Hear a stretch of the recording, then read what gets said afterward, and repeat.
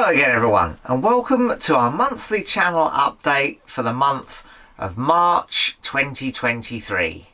Well, of course, the really big news for March was me passing my full A category motorcycle licence. So now I can ride any size of motorcycle anywhere, I suppose, in the UK, I guess, and across Europe as well, I suppose.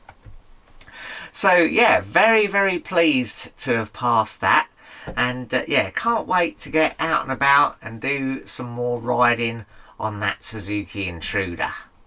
I'd encourage anyone who's thinking about taking some training and getting their motorbike licence to press on and do it, because it was a really enjoyable process, and yeah, the guys at the motorcycle school that I used, which was Cam Rider in Cambridgeshire, were absolutely fantastic and really made the whole thing an enjoyable experience. There was a little bit of pressure, of course, to get through the tests and pass things, but yeah, overall it was quite a fun thing to do, and in a funny sort of way I miss going along to the school and having me days there riding around and yeah, just learning how to tackle the roads on a motorbike. So if you're thinking about it, if you're considering it, then I highly recommend just cracking on and doing it.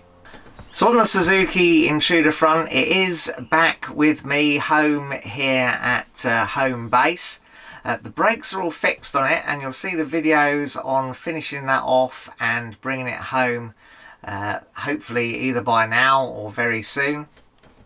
But there is a little problem with it. We've got a bit of a misfire on one of the cylinders, so at the moment I'm tracking that down, hunting that down before I use it as my sort of daily ride to work. I'm going to ride it to work in nice weather. I'm keeping the Mutt for the moment for when the weather is a little bit worse, because I don't really want to ruin the Intruder by getting it all dirty and wet all the time.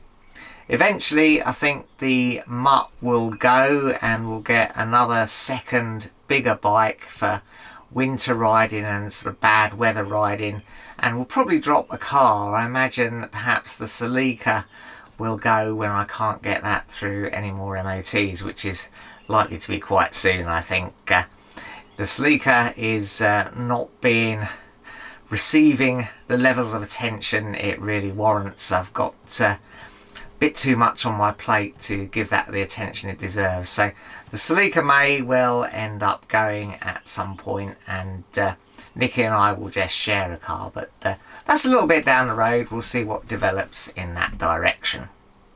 On the subject of the Mutt, I've had some starting issues which have now been resolved. You'll have seen me replacing the battery in a recent video, which didn't really do the trick, and then replacing the starter motor, which has cured the starting problems.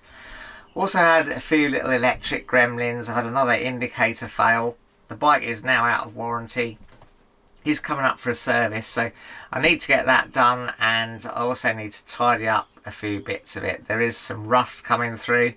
I do treat it regularly with ACF 50 and try and keep it as clean as I can, but nevertheless rust has started coming through in a few places.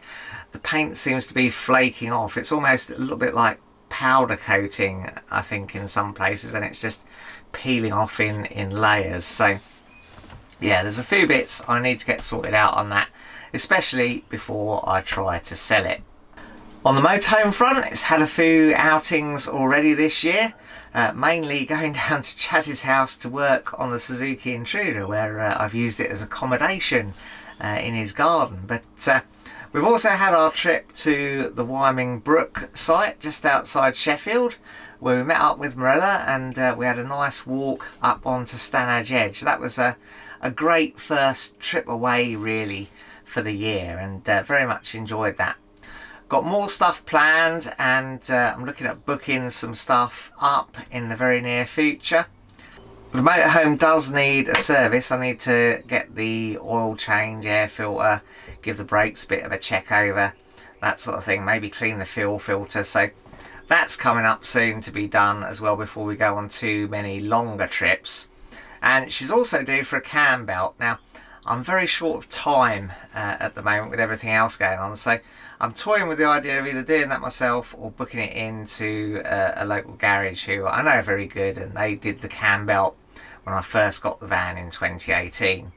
There's sort of mileage and time frequency on the cam belt, and the recommendation is that it's replaced every 5 years, so it's coming up due for another cam belt. So we'll look at that. I haven't quite decided which way to go on that, but I'm edging towards getting it done by the garage, simply to buy me some time to do some of the other stuff that I'd like to do, because things like the airbrushing and the mine exploring have just been on the back burner for a long time now, and I am keen to get some things done in those directions as well.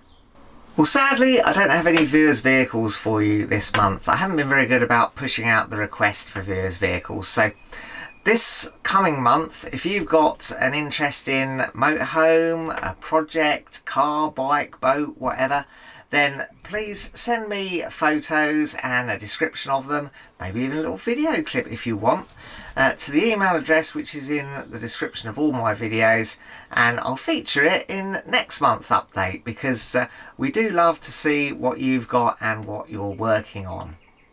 So that's it for the month of March, really. It really has been quite an intense month with motorcycles and motorhome camping, and we've been very busy at work as well. So it's been quite a month, but I'll leave you now with March's charts.